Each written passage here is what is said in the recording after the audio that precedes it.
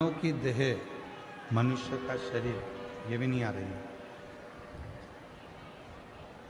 एक मानव की देह, मानव का शरीर, और उस मानव के शरीर में 5 कर्मेंद्री, 5 ज्ञानेंद्री और 1 मन, ये 11 रूपी इंद्रियां, इनको कंट्रोल में रखना बहुत कठिन है। आज एकादशी का लोग व्रत करते हैं, करना भी चाहिए। परम भगवदीय जीव एकादशी का व्रत करते हैं कि हम भोजन छोड़ देते हैं, हम ये नहीं खाएंगे, हमारी एकादशी है, हम ये नहीं खाएंगे, हमारी एकादशी है। पर शिव महापुराण की कथा कहती है कि एकादशी सफल कब होती है? जब आपकी 5 कर्मेंद्री, 5 ज्ञानेंद्री और 1 मन, ये आपके कंट्रोल में हो, तो समझ लो कि एकादशी पूर्ण हो गई और एकादशी का फल आपको प्राप्त हो गया।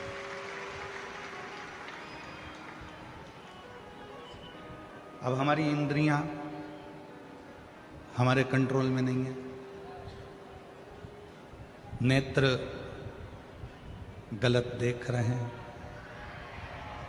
जिह्वा गलत बोल रही है, कान गलत सुन रहे हैं, श्रवण शक्ति गलत जगह जा रही है, नेत्र गलत जगह जा रही है, जिह्वा गलत बोल रही है।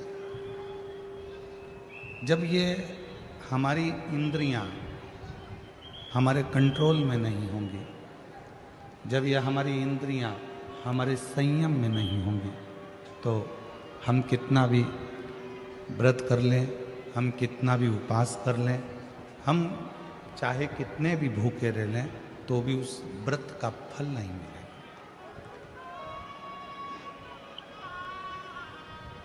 व्रत का फल कब मिलता है? जब हमारी इंद्रियां हमारे काबू में हो।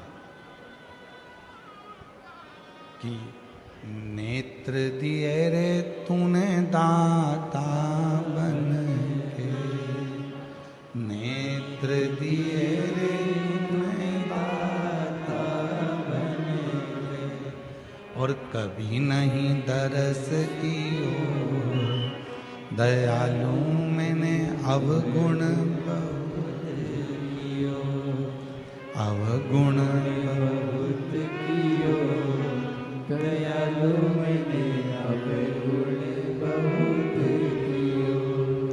और मुख तो दिया रे तूने दाता बन के, मुख तो दिया रे तूने दाता बन के, कभी नहीं भजन कियो, दयालु मैंने अवगुण बहुत कियो, कभी नहीं भजन कियो, दयालु मैंने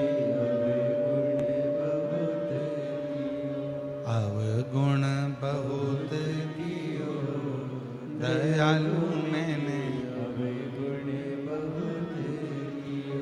ये संसार सागर में आने के बाद यदि मैंने अपनी इंद्रियों को संयमित नहीं किया, संसार सागर में आने के बाद हमने अगर अपनी इंद्रियों को काबू में नहीं किया, तो फिर ये मानव का देह बेकार है।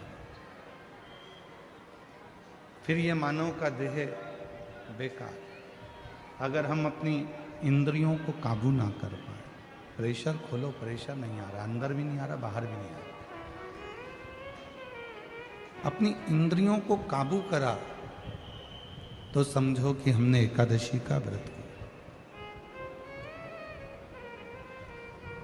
कई लोग प्रदोष का व्रत करते हैं, हम उनसे कहते हैं कि आपने अपने कितने दोषों को समाप्त कर दिया। प्रदोष का व्रत कब सफल है? जब आप अपने दोषों को समाप्त करो।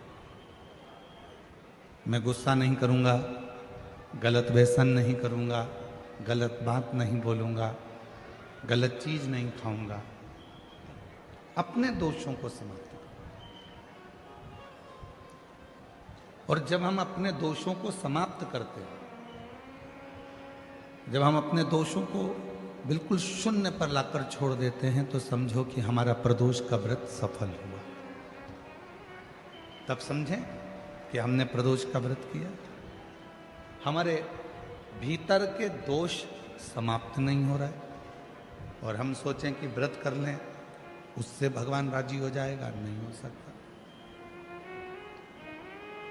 बोल बम का नारा है सारी समस्या का हल, श्री शिवाय श्री शिवाय।